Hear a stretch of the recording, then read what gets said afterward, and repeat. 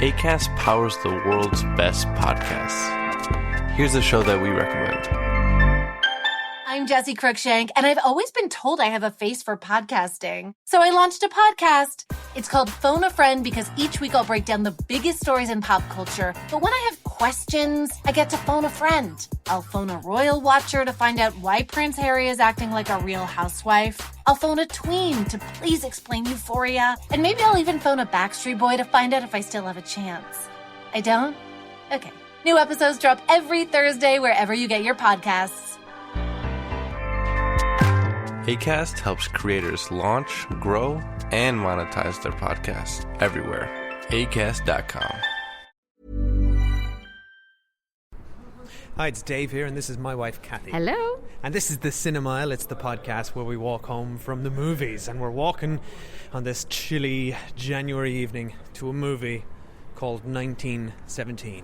And the time is, believe it or not, 1939. I thought that I was going to have a slam dunk moment there. We should have lied. No one can fact check us. But yeah, we're really excited. It's a movie we actually at home started watching the trailer for and then turned off because we went, oh no, we're definitely going to go and see that. Whereas before we'd put on the trailer, neither of us had much interest. But it looks brilliant, so I'm really excited to see it. Yeah, it's Sam Mendes' World War I movie from the director of Skyfall, as the marketing is letting us know. I think, I'm trying to remember, I think Spectre's the one I liked, and then Skyfall was the one I didn't like. Opposite. Yeah. Right, okay. Spectre was the one that we both wanted to walk out of. Yeah, the most recent one we didn't like. But I am a Sam Mendes fan because I really liked Revolutionary Road. Yeah. So I'm just really interested to see. So we've seen him do like a literary adaptation. We've seen him do 2 Bonds, one of which was better than the other, according to us. And now I thought he just did one Bond. No, he did both. Did he do Spectre? Oh, he did do Spectre. Yeah. Spectre. But yeah, so I'm really excited. And it's getting obviously loads. Was it nominated for like 9 or 10 Oscars? Getting loads of buzz. Yeah. And then everyone's saying it's like, looks like it's all one take, but it isn't one take. Well, this is the thing, right? It's getting a load of like backlash. Well, not a load of real backlash, but like people are being like, oh, just pointing out it's not actually one take here. Like, of course it's not. It's a movie with special effects and like mass production value. There's no way it's one take. The thing that bothers me about people saying that is like, nowhere have I seen the movie claim to be one take. No, the movie hasn't. Nothing is claiming that. I think probably it feels like that as a viewer, so then you feel a little bit cheated when it isn't. Well, perhaps like it's a reaction. There was that movie made on an iPhone a couple of years ago that was actually one take. Victoria? Yeah. No, I don't think that was that made on an iPhone? But that was genuinely one take. Yeah, like, but I mean, they did the whole movie in. You would have to have like such a tight filming schedule and like no budget really, and like no special effects, and like I'm sorry, but like they've probably actually got like trenches and like I can't imagine the sets in this movie. Yes, but however many takes there are in this movie, they did what you're describing.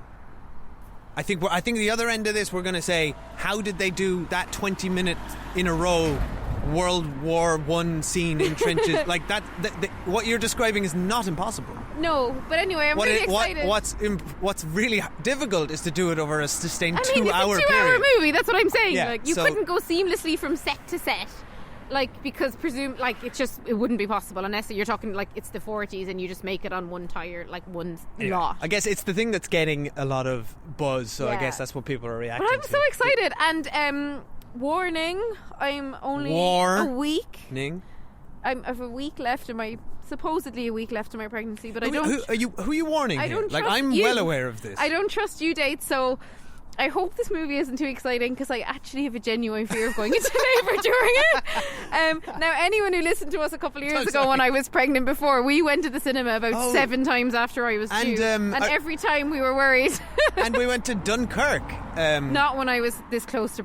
No, neighbour, not this though. close, but I remember Oscar we was in there. He must have been very loud. We went to a really boring movie when I was like a week overdue with my mum. Yeah, it was the Final Portrait, I think it was called. Mum fell asleep. Yeah. No, that was the Limehouse Golem. The Limehouse Golem. Yeah. So there was no way that was inducing labour.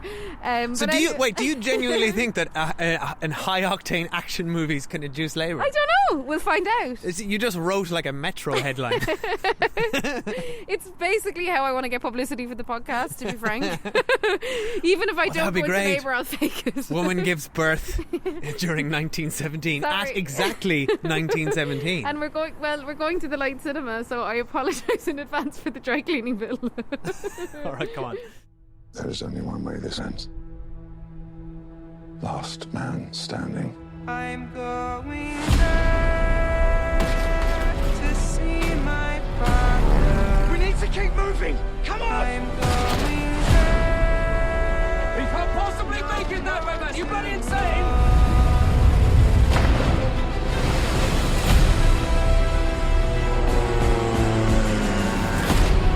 Why in God's name did you have to choose me? Stay, please. No! If you don't get there in time, we will lose 1,600 men. Your brother among them. Good luck. Okay, we're out. We've just seen 1917. Seen, experienced, probably. Felt. What do you mean? I mean, it was like... It's not as visceral it's like getting as off a roller coaster. It's not... It's interesting if you compare it to like Dunkirk. Dunkirk is like more overtly a spectacle, right, in terms of noise, and we saw that in IMAX and it was like this really overwhelming experience, whereas I found this much more subtle than that. I mean, I don't know if we saw it in IMAX it would have been different, or if it is in IMAX, but wow, I certainly felt like along for the ride. Like you were with them from beginning to end, because you were just, as we were talking about the whole kind of one take thing, which it obviously isn't, but just that feeling of constant motion is so cool. But it feels like completely swept up in it, but I didn't feel like that my senses had been assaulted, which is what I felt like after Dunkirk. I felt like I was just in it. Yeah, it's not one take, but it's real time, as in like you experience every moment from when they received those orders until the bitter end. Yeah, like it's so good. I thought it was brilliant. I don't know what you thought. Yeah, I thought it was amazing. Yeah, loved it. Like I think it's like hats off to Sam Mendes. He's written it, co-written it, he's directed it, he's produced it, and it's now I have to say, like from the out, World War I is not a war I know a lot about, and I've not seen a lot of movies about it. I've not read a lot of books about it. But I was trying to think as I was watching it if I've ever seen a movie this good set in World War I. I haven't. A movie that I thought did really well with the trenches was one I don't think you saw. I saw it when we lived in Sydney with a friend. The Water Diviner, the Russell Crowe one. Oh yeah. That's Gallipoli, isn't it? Yeah, I thought there was really some really good stuff in that around the trenches, but it wasn't all set there. And funnily, a couple of years ago, I actually thought there was a brief bit of Wonder Woman that had done some good trench stuff. Do you remember that? So I was thinking of those two movies as we were in it, but like I haven't really seen much other World War I movies, but that's just my ignorance. It's not that they've been made. So anyway, I thought this was unbelievable at like capturing that trench warfare and how grimy and dirty and wet and gloopy it is, and just the sheer discomfort and horror of it. Yeah, wherever they shot, they like the scope of where they shot. Just it looks endless. I think they must have dug real trenches, like they must. Yeah, they must have done the whole thing for real. They surely did, but I mean, like, just even when they go over the top, it's just mud and pits and water and rats. Corpses and like the corpses everywhere are so disturbing, and after a while they become background to us because we're used to seeing them, so you feel like the characters, the way they treat them as background. So I honestly thought it was wonderful, and basically would sum it up as like Terminator meets Saving Private Ryan. Terminator? In what way is it Terminator? We'll get to it on Spoiler Street. Oh, the bit. Oh, yeah. Well, I don't want to spoil too much, but somebody does travel back in time to warn them of an impending. That's actually where the orders come from initially. And somebody actually says, "Come with me if you want to live," which I thought was a bit on the nose, Sam Mendes. But yeah, anyway, I'll speak the rest in Spoiler Street. But no, absolutely loved it, and I really enjoyed the two main actors who felt just like normal guys. They didn't feel like Yeah, You know, the son it's from not a Captain big Fantastic Spielberg with like... and Tommen from Game of Thrones. Yeah, it's not a big Spielberg with like huge Hollywood stars, you know. They just felt like two normal English guys. Fair play to you for catching Tommen from Game of Thrones. I would not have recognized him. He looked a little older. Older and not blonde. Yeah. His hair is not dyed blonde. A couple of years older, and in a million years I wouldn't have recognised him. To shout out their names, George McKay and Dean Charles Chapman. And they are the stars of this movie. Like, there's no... Like, the trailers would have you believe that this is a huge ensemble. Oh, it's no. not. They're it's like maybe other actors might have 2 minutes in the movie. Yeah, it's basically them and basically a marketing showreel of cameos so that they can pretend that Benedict Cumberbatch. Oh my god! Okay, is Benedict Cumberbatch in the trailer? Because I don't want to mention it. Every single recognisable actor you saw just now in that movie is in this like endless cast list. Oh, I didn't realise, because when Benedict Cumberbatch showed up, to myself in a dark cinema, I rolled my eyes and sighed. I cannot believe I didn't realise how sick of Benedict Cumberbatch I am until he showed up in this. I couldn't bear it. For his possibly 30 seconds in the movie. Like, why are you here? Like, let other actors work. Why does he get the fucking role of every posh British person on TV or film? It really annoys me. Quit your Cumberbashing. But it's nothing to do with him. Like, he's a good actor. He's fine. I have nothing against him. It's just like just the constant casting of the same people over and over again is so tedious. Point your radar towards Colin Firth and Mark Strong, and it's all the same British actors in everything. I'm just saying, for some reason, when Benedict Cumberbatch showed up, I had like a visceral reaction to it, and I was like, ugh. Anyway, but yeah, so I hadn't seen the trailer. Yes, but the main two stars of this, back to like what we said a second ago, the main two stars of this, who are the only real actors of note in this movie and hold the whole movie up, are two young British actors who are relatively I mean, they're in big things. Small, but they're small. But they're not the people you're describing. Yeah, I don't think there's a problem here if Benedict Cumberbatch is in it for 35 seconds. Just like, fuck off, Benedict Cumberbatch. Honestly. All right, let's move on. We'll move anyway, on. before we get to spoiler street, honestly, yeah, those two lads, they felt like two normal guys, like you would just meet on the street and talk to, which I liked. Before we get to spoiler street, a few other things I liked about this was kind of what we were describing a minute ago about these locations and the detail around it. And you just get a lot of time because you're just following these two guys. You are the camera, and you get a lot of time to just languish in the detail, and it's incredibly detailed. Like the production design of this movie, you could see the money went into just recreating this on an epic level.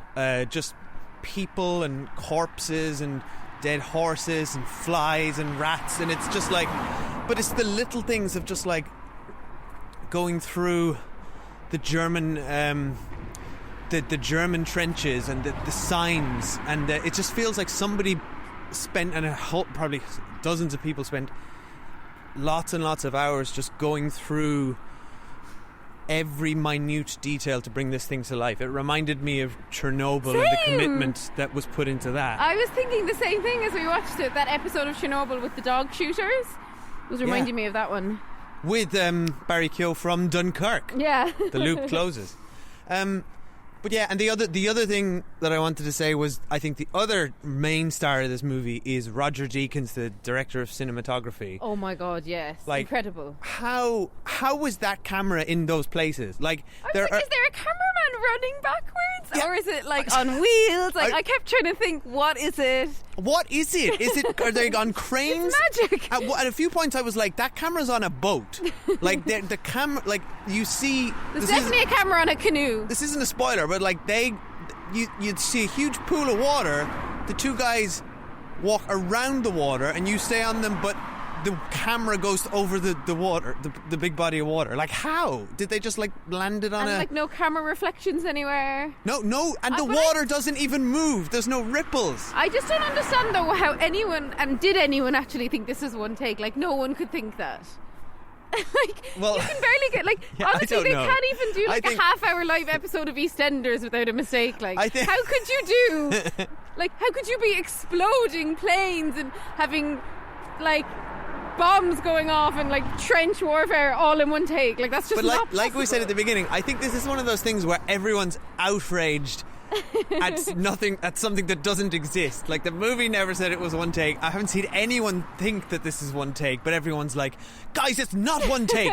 There's a very clear cut in the middle, at least. I mean, it's very obvious. To me, I thought it was hugely obvious that it, like, at no point was it one take. No, but you if you're looking for it, there's 4 or 5 times easy where you can spot the obvious ones. No, and you there's can probably spot it anyway, because common sense tells you that it's not possible. Yeah, anyway. Because no one could do that as live. But that aside, the bits that were clearly like the sections that were one take are just amazing. Incredible achievements. I mean, the actors, like, it's kind of where I was going with the Terminator stuff, but like such physical. Run me through action. your Terminator thing. No, I'm saving that for spoiler street. Okay. But that feeling of like the actors are constantly on the go, right? And it's like so physical, and like there's points where the actors are like dragging other actors or picking other actors up or pushing them, and I thought, oh my god, right? Okay, I know I'm like a granny with my bad back, but like I wouldn't pick up a colleague and drag them along for any money in the world. I was like, that actor's going to put his back out, and like there's bits where the actor's like climbing over like a broken bridge. Yeah. They're like actually climbing up massive hills. That bit I was like, that's not a stunt though. It looked like it was him. What's their insurance they're like on running this? uphill, they're like climbing over corpses. It's just like really, really physical work. Like I feel like the actors really earned their paycheck. They really, really did. It's like so much more work than what a normal actor would do, because the takes were really long. Like they were long scenes, and most of the time, if they ever used a stunt double, it was incredibly well hidden, because it did not feel like stunt doubles. Can you imagine like 20 minutes of crawling through like corpses and like carrying people, and then they're like, right, we got it. Okay, that was good, but that guy was slightly out of place, and you were drinking a cup of coffee from the top, everyone. And it was Take funny, 26. I couldn't help but think of Game of Thrones, because obviously Game of Thrones has big battle scenes, and also and there Richard was lots Madden's of in this people as from well. Game of Thrones in this, as we said, like Tom and but then there's one point where someone's singing and it's a really beautiful moment, and I thought, oh god, if this was Game of Thrones, this would be like Ed Sheeran or someone. I had the They same would have thought. blown it. I actually thought, oh no, is it Ed Sheeran? They would have blown it by putting a famous person singing, so I'm so glad that they didn't. Right, before we get to Spoiler Street, I just want to do a quick shout out to some of the lovely people who have newly donated to us over at our Patreon, at patreon.com/The Cinema. So huge thank you to Matthew Robinson, Charlotte Whedon, Nathan Bloomfield, Emily Montague, Luke Kelly, Graham Fox, and many more of you who we will shout out on future episodes. Luke Kelly? Yes, back from the dead. The famous Dubliners singer. Awesome. Beautiful voice. Thank you, Luke. Much appreciated. Yeah, no, thank you to all of our patrons. If you want to support us, if you like what we do here, and you want to get a whole extra bonus podcast feed where we review retro movies of your choosing and TV shows. We just did a Watchmen review, and we just watched Catch Me If You Can, which is going to be up shortly as part of our On the Run movies. So lots more there at the Cinemile High Club over on patreon.com/The Cinemile. Right. Nice plug, Dave. How'd you like that? That's lovely. Reel that off. Now, on to Spoiler Street. Spoilers now for 1917. So spoilers for the movie 1917 and for World War One. And for the year 1917. Yes, Okay, because we spoilers. might just talk about the year We in will general. not spoil 1918. Right? But where I was going with the Terminator thing was like, okay, firstly, we knew one of the guys had to die, right? No, that totally took me by surprise. I thought the other guy was going to die. I thought Tommen was going to live, and the Yeah, other guy was going to die. I thought George Mackay was the one with the target on his face. But anyway, Will, he is a Terminator. Like at one point, it got a little bit silly. Now I loved it, but like at one point he's literally being chased down this like French street, like being shot at. Then he jumps into the sea. Then he falls down a waterfall. How did they do that shot? That was incredible. The camera goes backwards down the waterfall, then stops, and then like sort of goes up. That must be a crane with a reverse. And then he ends up at the trenches, and like it's so brilliant when he like finally he's like there to deliver the message, and everyone's like, "Go away, it's too late, you've missed it." And he leaves the trenches and like runs through this field with all these people just charging at him. and finally makes it back into the trenches again, and it was like amazing. It was completely epic. That was but it was crazy. Highly unbelievable behaviour for a human being who hasn't slept probably, and since we saw him kind of dozing at the start of the movie, and then we saw him quite concussed with like blood coming out of his head at one point as well. Oh, and not to mention, the journey starts with him like seriously injuring his hand on barbed wire and then smushing it into a corpse. I mean, he's going to die of an infection 2 days from now.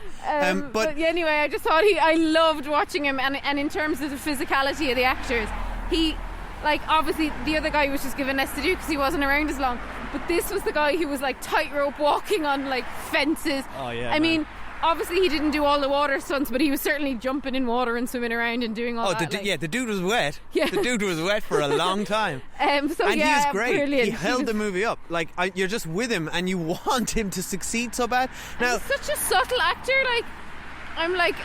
Don't get me wrong, I'm a genuine fan of Saving Private Ryan. I really like that movie, but it's a very Hollywood Spielberg movie in terms of performances.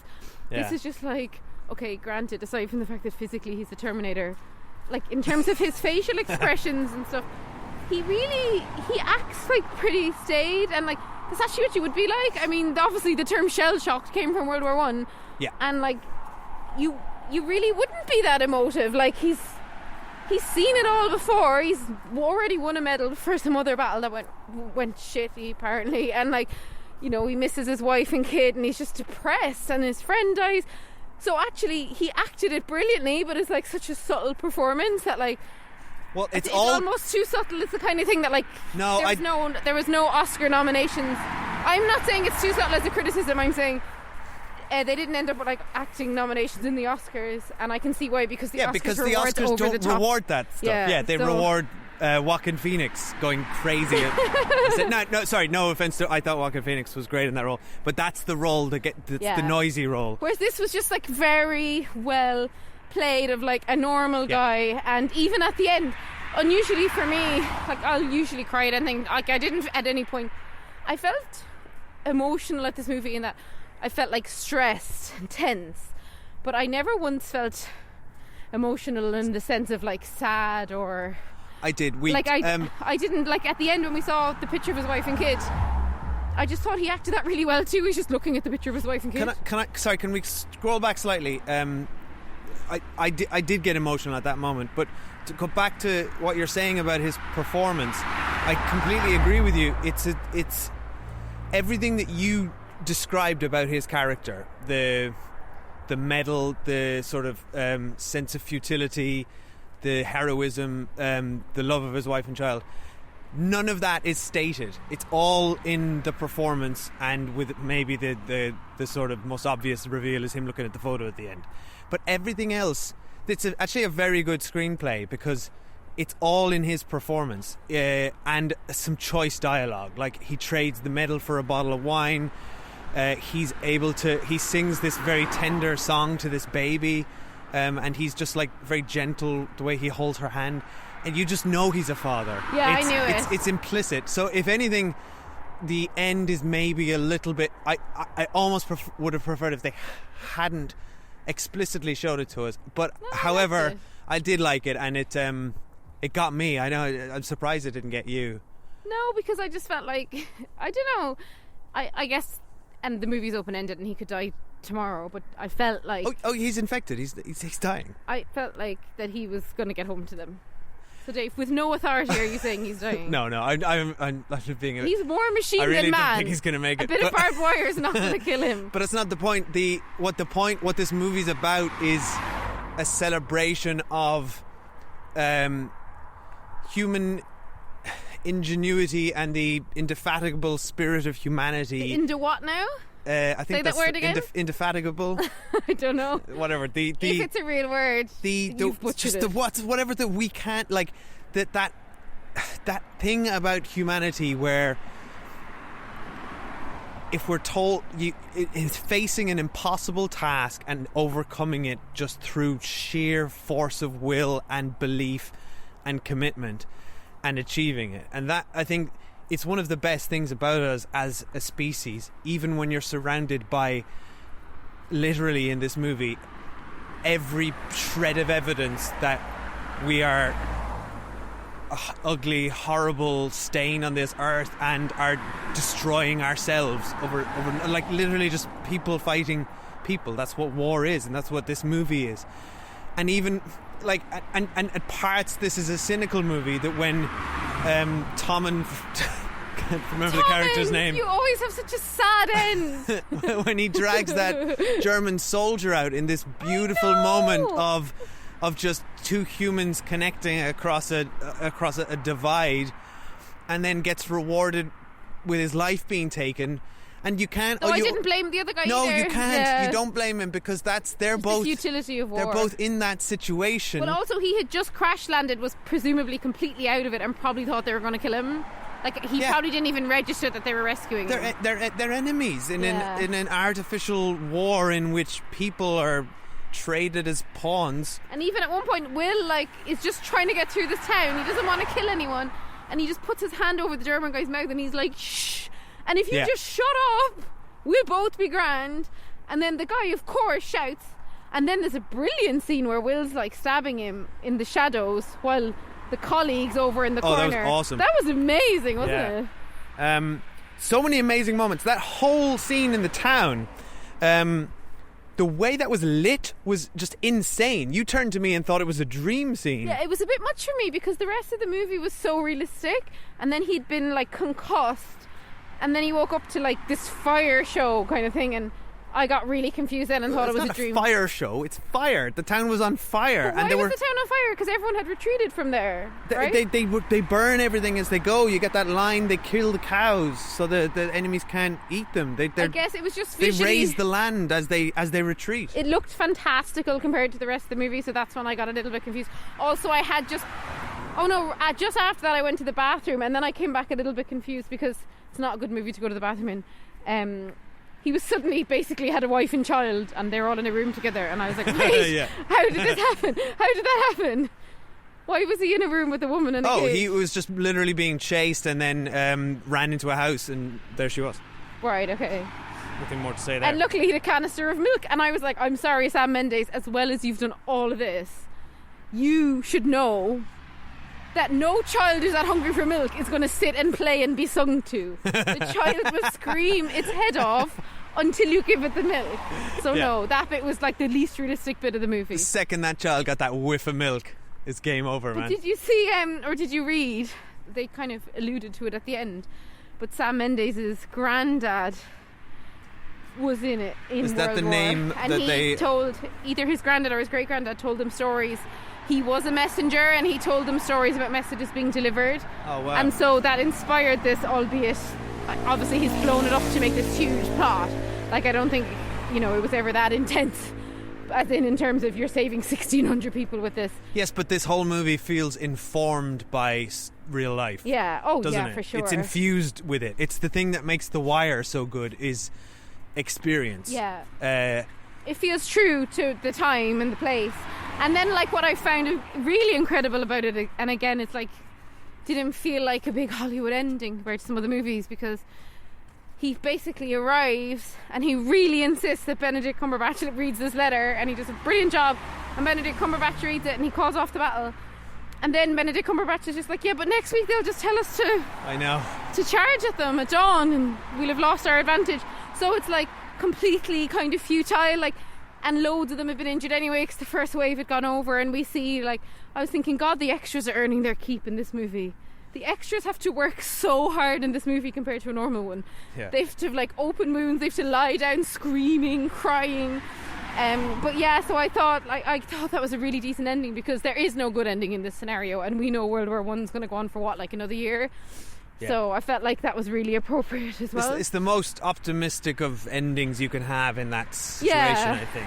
And did you notice that, in talking about extras, this movie featured a lot more non-white actors than Dunkirk, which came under a lot of controversy for being all white?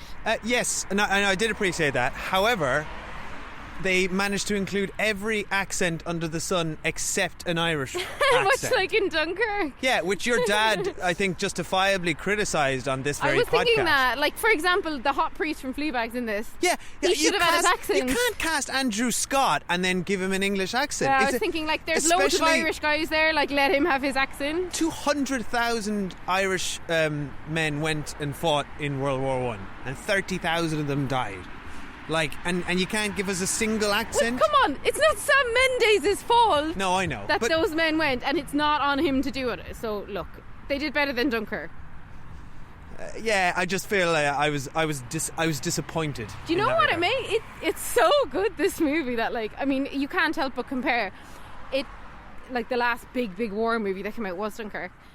And it made Dunkirk feel a little bit gimmicky now, doesn't it? With the 3 timelines and all the rest of it. I think Dunkirk is a similarly impressive technical achievement. It's brilliant. For sure. And I'm not trashing Dunkirk, I'm just saying. No, I know, but like, I think this feels purer. The difference for me is they are equal in terms of technical achievement, but for different reasons, because they do things, they are constructed very differently. Hugely differently. But what this movie has is heart and places you with characters. Yeah, whereas Dunkirk, we were just following so many different plots. And Dunkirk is clinical, like most of Christopher Nolan's filmmaking, if you ask me. I think he's a watchmaker, isn't he? Like, and that film is obsessed with time and ticking, and like all his films are obsessed with time. Well, it has like 100 characters, and this movie basically is 2, so yeah, they're very different. Whereas Sam Mendes comes from the theatre, right? He before American Beauty, which was his debut, he was a stage director, and that's all like intimate. So that's intimate. You spend time with just these people and these actors on stage, and that's what this movie did for me. But with the added incredible technical achievement of Roger Deakins. So if anything, yeah, you're getting double your money here compared to Dunkirk. And then there was like, there's like some moments that did make me sad, where like, because these are really young guys you're talking about, and like just a couple of times you see like the kind of laddish banter, and you're like, oh god, that must have just kept them like going, that kind of banter. And well, it's gallows humour as well. The story that I'm to the actor, I'm just going to call him Tom. The story he tells, which boosts their spirit, is about a man's ear being chewed off by a rat. I know. Do you know what I mean? That's like the moment of fun in the film. It is interesting because I was in a bookshop over Christmas, and I was looking at this really big book that I was thinking of buying, but sounds weird, but it's physically too big for me to bother buying. But it was like like newspapers that used to be written by the soldiers during World War I, like the funnies, and they would write funny jokes, or they'd write like, a lot of them used to write like Sherlock Holmes knockoffs, basically. Yeah. And I just remember, like, I was reading it for ages at Christmas, and I was like thinking, it's just amazing how the human spirit can continue no matter what situation you're in. And I felt like he really captured that just on the truck, when all the lads are like slanging off their boss. I was like, that could be a coffee with any colleague today, and you'd be taking the piss out of your boss. So yeah, I thought that was really good. But that's exactly right, and that's what the takeaway of this movie is, and I think it's what it's trying to say. That's the through line, is that in the face of the worst adversity you can possibly imagine, human beings can prevail, and it's a very optimistic movie. A little bit, but then when you think about, like, God, when you read the accounts of when, like, what made me sad looking at the picture of his wife and kid is like, okay, if he gets home, like, the men who returned from World War I were like shell shocked, but like actual shells of men, like so many of them could barely function, and like it just is so fucked up, and I got really sad because I was thinking, like, obviously, you know, war is on the international agenda at the moment, and it's so futile, and it never left. It's the kind of, it's on our doorstep. But just the recent stuff, and it's just like, it's so futile and so depressing, and like a movie like this just really sums it up. Do you know, you talked about the Terminator for some weird reason. Because of what Will did. Sure. Inhuman. It was not possible what Will did. The movie this kept reminding me of was The Lord of the Rings, because especially the singing bit, that was reminding me of Lord of the Rings. Yeah, they're essentially Frodo and Sam setting out on a mission, and it's a journey. You follow them throughout, and he's literally delivering, 2 rings. So who's Gollum then? Benedict end. Cumberbatch? Sure. I think you'd appreciate that. Right, I got anything else to say? Oh wait, I thought you were still talking. No, I'm done. You were just saying a Lord of the Rings. That's all I got on the Lord of the Rings bit. Wow, that was a wonderful metaphor. Okay, no, I'm done. I really love this movie. Highly recommend it. Yeah. Definitely think it should be seen in the cinema. Would not probably recommend you watch it at home unless you got a massive telly, because why bother? It's very cinematic. Yeah. I must tell my dad to go and see it. Might get him on a bonus episode, give us his unique historical take. Yeah, I think he'd enjoy it. All right, let's leave it there. Thanks. Let's leave it there. If you enjoy the podcast, please subscribe wherever you listen to podcasts. Head over to Apple Podcasts if you listen on an Apple device, and please leave us a review. We hugely appreciate it. Takes about 3 seconds to do now. They've made it very fast. So we greatly appreciate if you could do that. Yes, and we'd love to know your thoughts on 1917. Is it possible that you didn't like it? Is it? Do you think we're wrong? Which Terminator does it most remind you of? Email us, thecinemile@gmail.com, or we're at The Cinemile on Facebook, Twitter and Instagram. Okay, bye. Bye.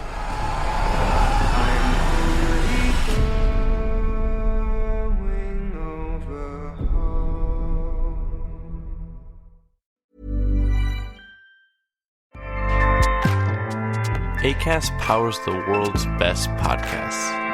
Here's a show that we recommend. What do you do when no one else is watching? What do you do that makes you happy for no reason at all? What are you obsessed with?